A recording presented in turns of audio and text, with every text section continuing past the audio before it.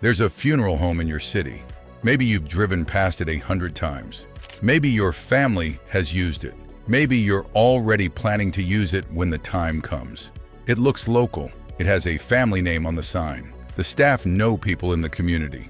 It feels like a small independent business run by people who care. Here's what you probably don't know. There's a 1 in 6 chance that funeral home is owned by a single corporation headquartered in Houston, Texas, a corporation with 1,500 locations across North America, annual revenue of over $4 billion, a stock price, shareholders, a C-suite. They are called Service Corporation International, and they have spent 50 years making sure you've never heard of them. Service Corporation International, or SCI, was founded in Houston in 1962 by a man named Robert Waltrip. Waltrip had a simple but powerful insight. The funeral industry was highly fragmented. Thousands of small family-owned businesses with no economies of scale, no centralized purchasing, no brand recognition beyond their local community. What if you bought them all? Not rebranded them, not turned them into an obvious chain, just bought them quietly, kept the family names on the signs, kept the local staff in place, and ran the finances from Houston. Families would think they were supporting a local business. They'd pay local prices, or higher, and the profits would flow back to a publicly traded corporation. It worked. By the 1980s, SCI was expanding aggressively. By the 1990s, they were the largest funeral home operator in the world. Today, they operate under brand names you might recognize.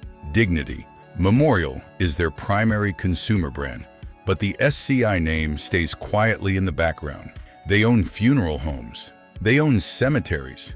They own cremation services. They own the flower arrangements, the transportation, the monuments.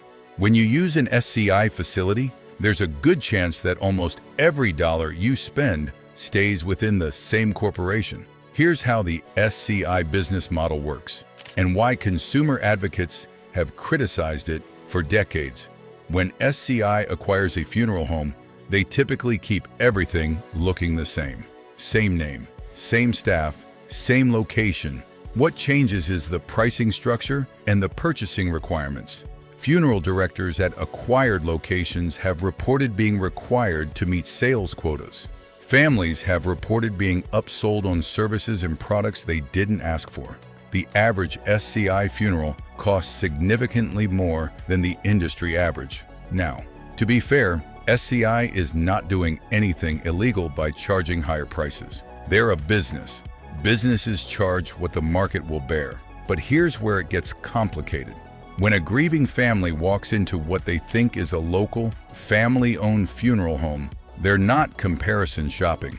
They're not negotiating. They're in one of the most emotionally vulnerable moments of their lives, and they're being sold to by a corporation with a sales training program.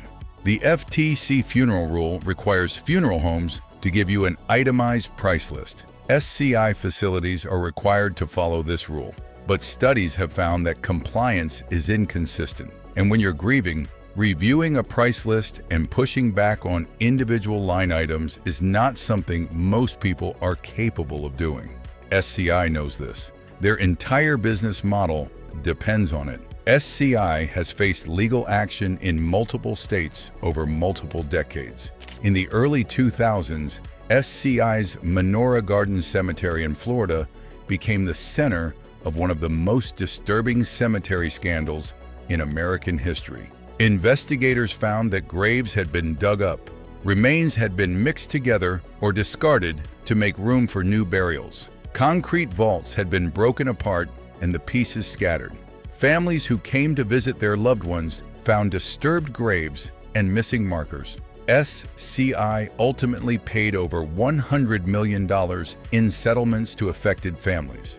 Several employees were criminally charged. SCI's official position was that the actions were those of rogue employees and did not reflect company policy. In multiple states, SCI has faced allegations related to pre-need funeral contracts. Allegations have included failure to properly maintain trust funds, misrepresentation of what was covered, and difficulty for families trying to transfer prepaid contracts when they moved. In several markets where SCI has achieved dominant market share, buying up most of the local funeral homes, consumer advocates have documented significant price increases following acquisition. When you eliminate local competition, prices tend to go up. This is not illegal. It is, however, worth knowing. Here's what I find most interesting about SCI and most concerning. They have achieved enormous market dominance through a strategy of deliberate invisibility. Most Americans have never heard of Service Corporations International, but a significant percentage of Americans have used their services, often without knowing it. In some metropolitan areas, SCI owns the majority of funeral homes. In smaller markets, they may own all of them.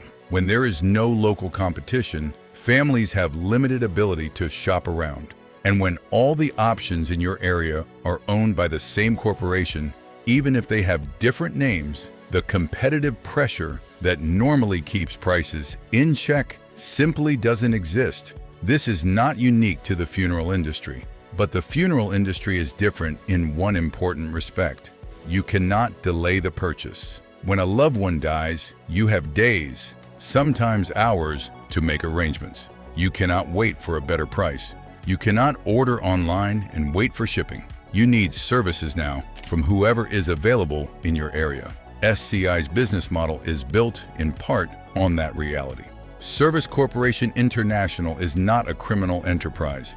They are a legal, publicly traded company operating within the law. But legal and ethical are not the same thing. In an industry that serves people at their most vulnerable, that handles the bodies of our loved ones, that takes our money during grief, deserves more scrutiny than it gets. The next time you drive past a funeral home with a family name on the sign, it might be worth a 30-second Google search to find out who actually owns it.